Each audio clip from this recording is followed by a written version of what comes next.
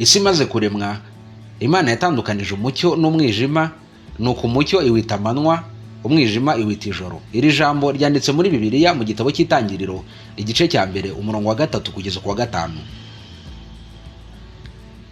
Mu bihugu bimwe na bimwe byo ku isi nko muri Ethiopia bakoresha kalendari y'amezi 13 kandi umwaka wabo utangira mu kwezi kwa 9 cyangwa se kwa Nzeri. Dore nk'ubu ubwo turi gukora iki kiganiro turi ku wa 5, turi ku itariki 16 z'ukwezi kwa 5 2025.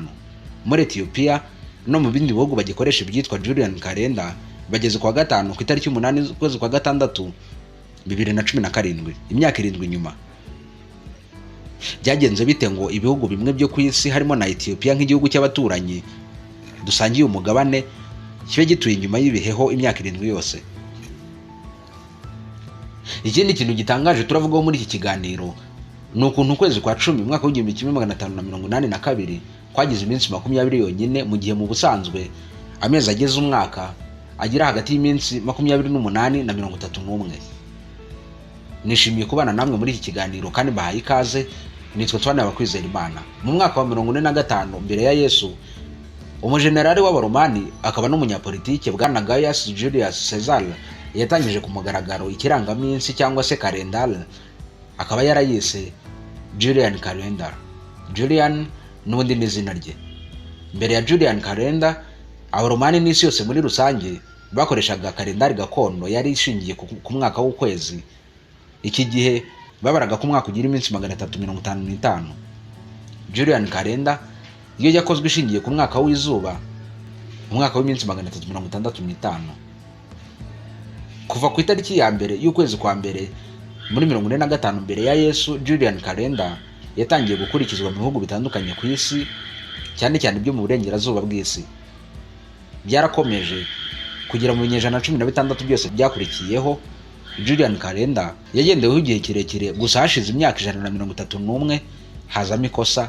Iri kosa rikaba ryaratumye hasaguka umunsi umwe, akaba ari nako byagiye bigenda mu binyejana by'imyaka byose byakurikiyeho, kuko nk'ubwo bageze umwaka w'1500 bamaze gusaguraho iminsi 10 yose.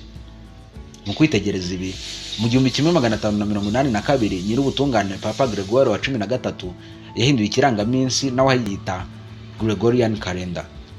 Kimwe na Julian calendar, Gregorian calendar ni ikirangaminsi gishingiye ku izuba, gifite amezi 12 kandi buri kwezi kugira hagati y'iminsi 28 na 31, zikaba zihuriye ku kuba zose zifite iminsi 365 y'umwaka, hakaba n'umwe wo gusimbuka mu kwezi kwa 2.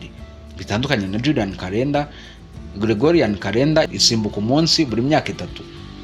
Amezi y'umwaka akurikirana mu buryo bukurikira kandi bungana. Ukwezi kwa mbere kugira iminsi 31, ukwezi kwa 2 iminsi 28 cyangwa 29 mu gusimbuka, ukwa gatatu ukagira 31, ukwa 4 30, ukwa 5 31, ukwa 6 30, ukwa 7 31, ukwa 8 31, ukwa 9 30, ukwa 10 31, ukwa 11 30, ukwa 12 31. Gregorian calendar yamenyekanye nka kalendari ya Gikristo ikimara gutangazwa, bitewe nuko ibihugu byose bitahise bitagira kuyikoresha icyarimwe. Ni nayo mpamvu ingengabihe z'ibihugu atari zimwe kugeza na magingo aya. Ikimara gutangazwa yakoreshejwe na Espagne, Italy ndetse na France hari mu mwaka w'1582.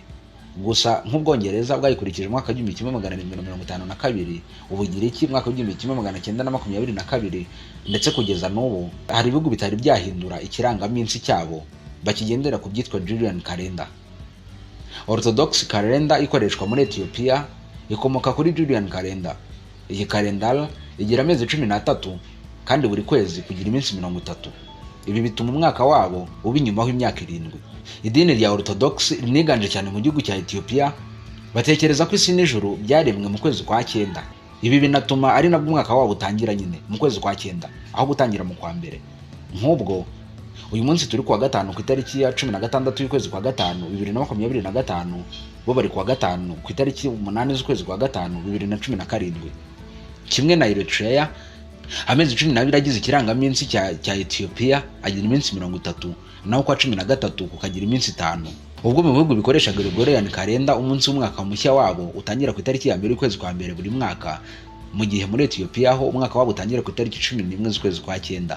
Bitekerezwa ko kimwe mu mpamvu Ethiopia gikoresha Julian calendar ya kera ngo yaba ari uko Ethiopia itigeze ikolonizwa na kimwe mu bihugu byo mu Burayi. Gregorian calendar ni y'Abaromani Orthodox nk'idini nyamukuru mu gihugu cya Ethiopia.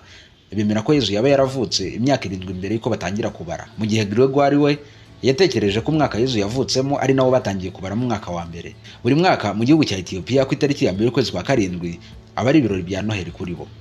Mu gusiba ukwezi kwa Ramadan, Abayisilamu nabo bagendera kuri Julian calendar ya kera. Niyo mpamvu igihe cyabo cyo gusiba kidahora ari kimwe. Bwa mbere mu mateka y'isi mwaka wa 45 nibwo habayeho ibirori byo kwizihiza umwaka mushya ku itariki ya mbere y'ukwezi kwa mbere. Mu kugena ibi bagendeye ku ngengabihe ya bwana Julius Caesar, bivuga ko yari yaravutse hagati y'itariki 12 na 13 z'ukwezi kwa karindwi umwaka w'ijana mbere ya Yesu. Julius Caesar yayoboye Abaromani umwaka umwe gusa, ndetse aza kwicwa nabo bari bahanganiye ubutegetsi mwaka wa 44 mbere ya Yesu.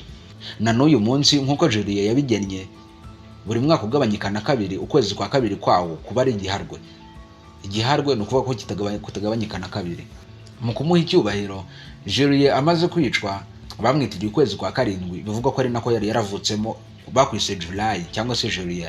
Kuri Julian umwaka wagiraga iminsi 365 n'ibice 242,199. Gusa ibi byaje kuba ikibazo nyuma, kubera ko nko mu mwaka w'igihumbi nyuma ya Yesu ibyo bice byaje kwiyegeranya, bigaragara ko byabyaye iminsi igeze kuri 7 yose. Binavugwa ko bageze mu kinyejana cya 15 hamaze kurenga iminsi 10. Mwaka w'igihumbi 1582 Papa Gregoire wa 13 yiyemeje gukosora ibi, nuko ashyiraho ikirangaminsi calendar nawe yiswe Gregorian calendar yivuguruye.